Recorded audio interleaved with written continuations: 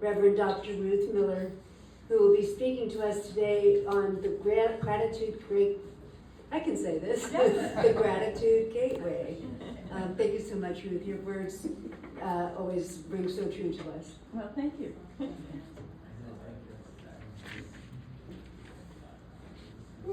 All right, I'm going to step up. Thank you. It's such a treat to see Allison doing so beautifully. Yes.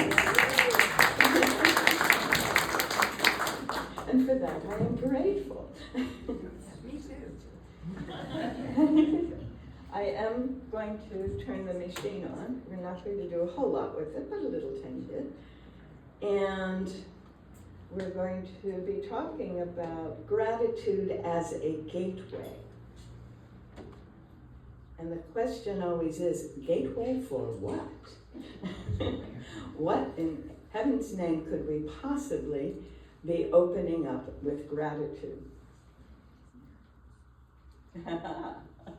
Someone said miracles.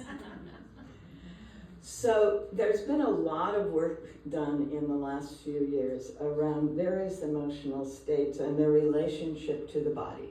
The body-mind system is being recognized as one whole piece.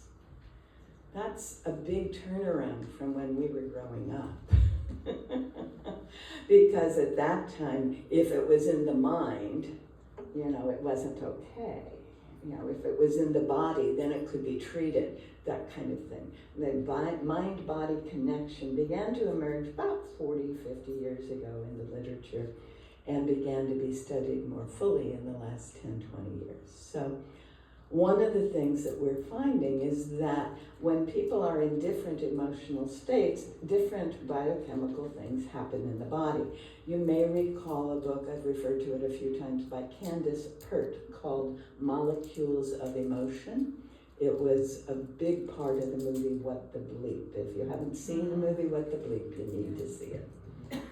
So what happens is when there are thought patterns in the brain, they turn on different hormones and different glands in the brain that release certain hormones that then move through the body and cause different things to happen, different states of being. And one of the interesting things about that is sometimes there are more than one state of being, or there's more than one description for the same state of being. For example, neurologically or neurophysiologically, the state of being we call fear is identical to the state of being we call excitement, right? The same physiological measurements are in place. But what is the message we are holding about those physiological symptoms is the question. Well, gratitude is one of those states that leads to a cascade of molecules of emotion, neuropeptides, to move to various cells in the body and various systems in the body, turning them on, turning them off, heightening or reducing them. And interestingly, not too surprisingly, if you think about the historical understanding of what Thanksgiving and gratitude look like, the first place that is affected is the heart. Mm-hmm. It turns out that when we are in a state of gratitude, the heart settles into a more steady, intense rhythm. So AFib and gratitude don't go together. So for those of you who are worried about AFib, go to gratitude. Yep. And then the whole system then moves into a more coherent state of being. The blood is moving through in more regular flow, and other parts of the system line up on that. The folks at the Institute, the HeartMath Institute, call the heart the director, the conductor of the symphony of the body, right? So when the heart is in alignment and in coherence, then other systems go that way. So the fact that gratitude has that impact on the heart begins to explain all the other things that happen, right? So I've put this one up because it gives you a couple of studies you can go back to if you want to. I know most of you don't want to bother with those kinds of things, but a few of you do. And it turns out that expressing gratitude is only part of the process. It turns out that that's not even the most effective, or the one with the most effects is another way to say that, the state of being with the most effects. The state of being with the most of these positive effects is the state of receiving gratitude. You know those thank you letters we were supposed to write when we were growing up? That was so that Grandma would be healthier. We didn't know that. Nobody knew that, except by way of observation. When Grandma gets a thank you note, her heart goes into coherence, all of her body, all of her system go into coherence. Now I feel a little guilty. So receiving thanks is a huge, huge experience for the body-mind in our culture. Giving thanks is a good experience, but that raises an interesting question. Who are we giving and receiving thanks to and from? All right? Well, we generally receive thanks from other people, but what is this Thanksgiving thing that we do at the end of November? Who are we thanking? Are we thanking some being out there for doing things for us? There's a model of understandings of the relationship between human beings and a higher power. And it's been expressed in many ways. Most people attribute it to the most recent popular one by Michael Beckwith. And the notion is that in our culture, most of us are trained to think that there is a being out there who's doing things to me. And that's about the time that most adolescents become atheists. Because that's not something we want to live with. Then there's a stage in which people begin to think, well, as I look at my life, it feels like there's been a higher power working for me in my life. I can see how doors have been opened that I couldn't have done. I can see how ideas have been offered me. So that's the next development, that there is some way in which there is some power working for me in the universe. And that's when people start to actually express gratitude in a generic way, not just to someone. Well, and as the development of our spiritual lives continues along various cultural paths, in most cultures, the next one is that there is a higher power that is present throughout every being everywhere that is working with me for the good of myself and all beings. Working with me. I don't really understand the nature of that power, but I see it and I feel it everywhere, in everything, is what I discovered when I was studying comparative religions and anthropology. Now that was the time at which my adolescent atheistic self began to consider the hypothesis that maybe there was a higher power. And then my life unfolded in ways that showed me the for and the with. There are other stages in the development, but when we're thinking about gratitude, we're usually thinking about people operating at those stages of development, working to, for, and with, in something that is greater than we are. Now, in the Unitarian tradition, we honor in various ways. We say spirit of life, and in the reading today we heard spirit of hope, of faith, of strength. We say there is spirit, esprit, as in esprit de corps, right? There is this morphogenetic field, if you want to use Rupert Sheldrake's language. There is something that is common to us and greater than us. Emerson called it the mind of humanity. This is interesting. This speaker is about to crash, folks. And it doesn't have an on switch. So, it is what it is. That one's doing it too? Oh, dear, dear, dear. What Emerson was referring to, Ralph Waldo Emerson, back in the 1830s to 1850s, he said that there was one mind common to all humanity. And each of us is an inlet and an outlet to the same. He said that all history is biography. Thank you, Lydia. Yay, Lydia. Gratitude. Receive it. He said all history is biography and all biography is history. That each of us is experiencing the totality of the whole all of the time. Now, some of you have heard the Rumi, we are a drop in the ocean, or we are not just a drop in the ocean, we are the ocean who is a drop, right? So when we start feeling all of these things, we start realizing that there is something that is going on here that in the 80s, the Unitarian Universalist Association called the interdependent web of life. Let's see, there we go. The interdependent web of life, of which we are part. So life is expressed in many, many, many different forms, all of which are interacting, and a few of you got to play with me on that yesterday afternoon.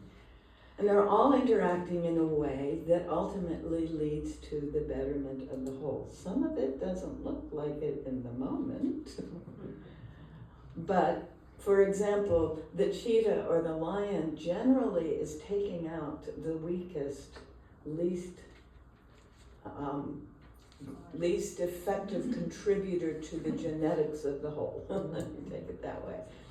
And so that's part of the process. Same with wolves. The predators tend to do that. Right? At the same time, those predators have been observed and recorded as playing with the stronger ones in those same herds that they will occasionally glean for food. That's an interesting one, isn't it? Have you ever seen the videos of the cheetahs playing with antelopes? It's so cool, right? And I love the ones where kittens are adopting birds and birds are adopting kittens. There's lots of good stuff out there. So it's an interdependent web in which everyone is contributing to the well-being of the whole.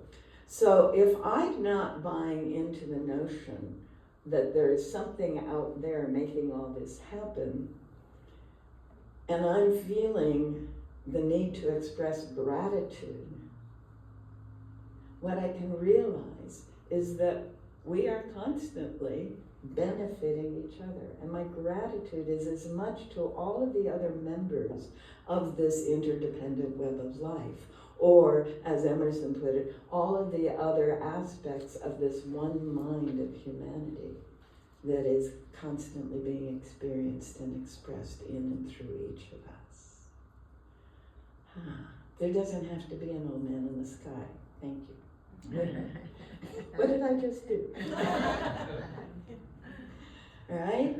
And when I look at the history of philosophy or the history of the sciences, or look at the ways in which our culture has been evolving, I can see that we have moved from anthropomorphizing, creating a human being out there, to recognizing that there is an undefinable power and presence.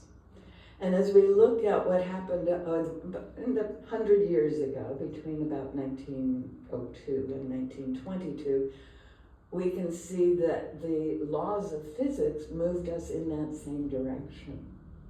Not to have some great engineer who had set up a universal clockwork, which was the world in which Newton was functioning, but the realization that there is some aspect of reality that is throughout all reality and is orderly and harmonious. We call it the quantum field.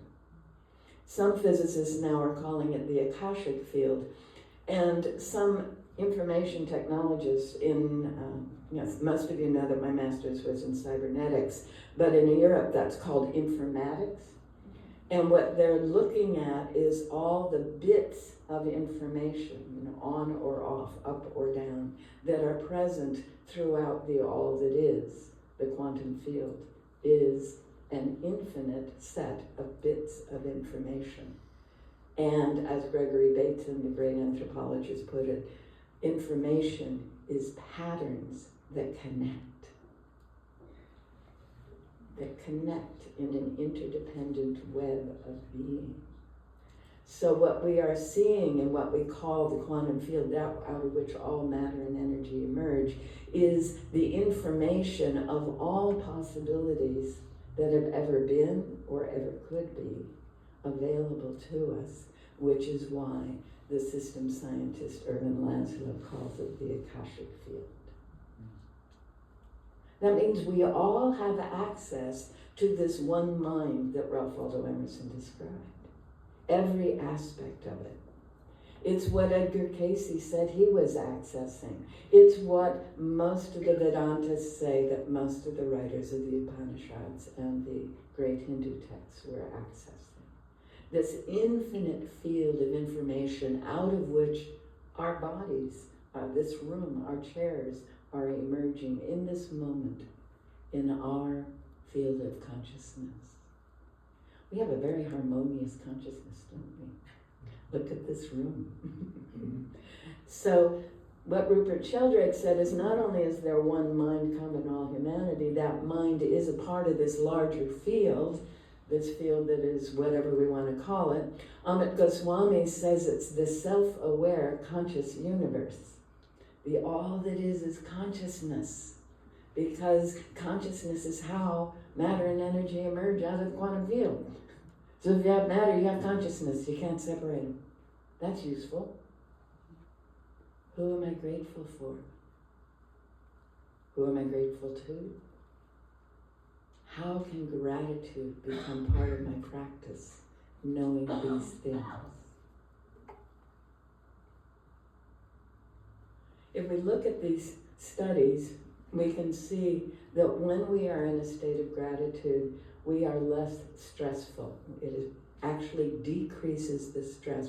There were some studies done during COVID with single moms, and giving them an opportunity to be grateful literally showed measurable decreases in their stress levels during the COVID, which is nice to know. And again, if what happens when I'm feeling grateful is the heart begins to come into a coherence and function more effectively, then the neuropeptides are also coming through the system in a way that I'm not getting all tense and worried. I'm able to relax into the situation a little more.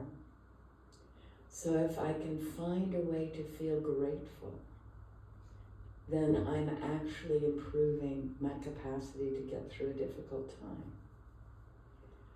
What some people have found is that as the same neuropeptides are working in the body, the immunoglobulins are increased and enhanced such that our immune systems are enhanced.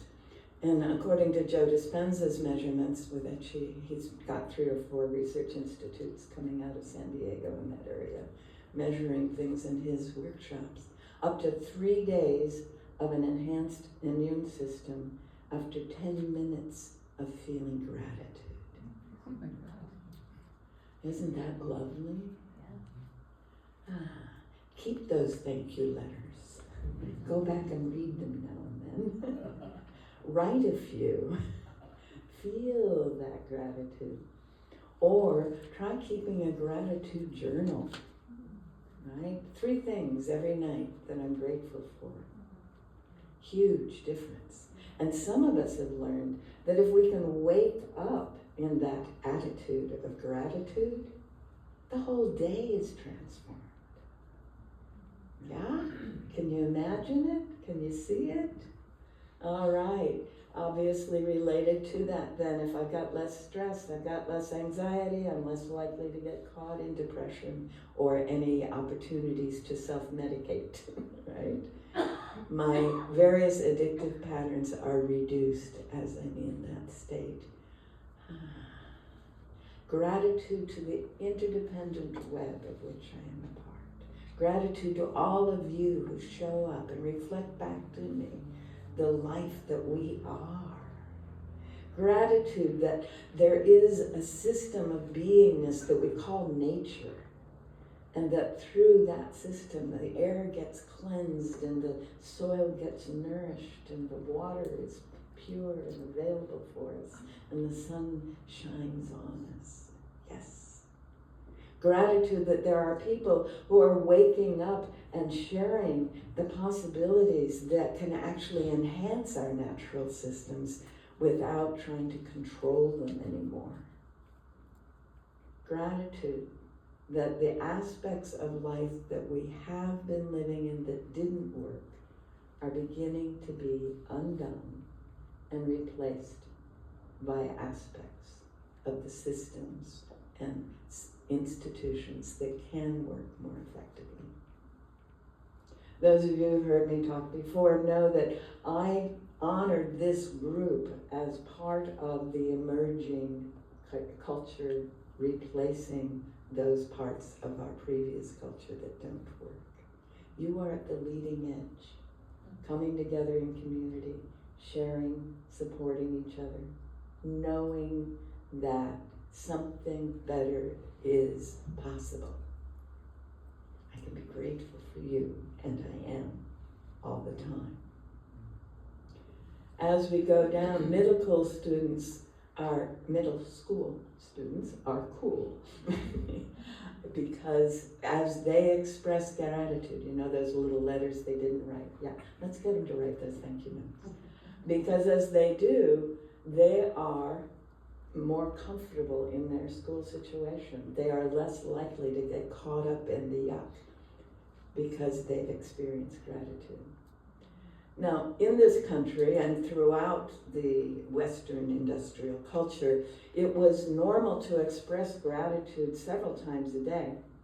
In the Judeo-Muslim tradition, the Aramaic tradition, one expresses gratitude at least 3 times, preferably 5 times a day in a set of prayers, and hopefully begins to feel the gratitude and appreciation and the connection with that power, that one mind, that beingness that is the interconnected web. And when that happens, all kinds of things begin to happen because they're not as inclined to stress, anxiety, depression, substance abuse, and all the addictions. Yeah. Well, it was true that Catholics and Protestants did the same thing in the Christian tradition until the middle 1960s.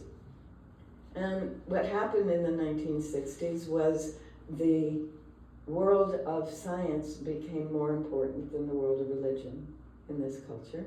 And scientists said there wasn't anything to be grateful to, so you don't want to be grateful for anymore. There's no reason to express gratitude. There's no one out there to express gratitude to. And I was part of that atheistic tendency when I was in the sciences and getting those research grants and such. And as I say, when I began to study comparative religions, I realized, not so much for most humanity. There must be something going on here. Wonder what that is. And so, as we begin to consider the possibility that there is a way to express gratitude and not have to have an old man in the sky, then we begin to come back around to what we left behind in the 60s. This soil of the United States, outside of the Dust Bowl, was some of the richest soil in the world. And we have desertified much of it. And some people have suggested and have demonstrated in their own worlds, their own gardens, their own fields, that expressing gratitude to the soil in the process of planting and harvesting, gratitude to the plants, gratitude to nature for bringing this about, gratitude to all the people and all the beings involved, has begun to turn around the desertification of their soil. if one uses standard organic gardening techniques, this is one of the other things I got involved with for a while, it takes 4 years to undo toxic soil and restore a healthy garden bed. These folks that have added gratitude and praise have cut the time in half. Something's going on. It's not just in their bodies, right? This is fascinating. First of all, we can turn it around in 4 years. Yay! But to be able to have that happen more and more quickly as we enter into a grateful relationship with the beings involved is fascinating. Yes? Yes. So this, what's happening in part, and here it says adults expressing gratitude, increased strength of relationships. The relationship with the soil and the plants and the natural processes is increased, even as it is increased as we express gratitude together in the family. And how many of you, when you sit at a table at Thanksgiving, the tradition is, what am I thankful for? Right? For some kids, that is the only time they are asked that question on Thanksgiving Day. For some adults, that's the only time they consider that question. However, prior to the mid-60s, it was a normal part of exchange at the dinner table. What wonderful thing happened today? What am I grateful for? What do I appreciate? Oh, I love that word, appreciate. Your houses have all appreciated in value.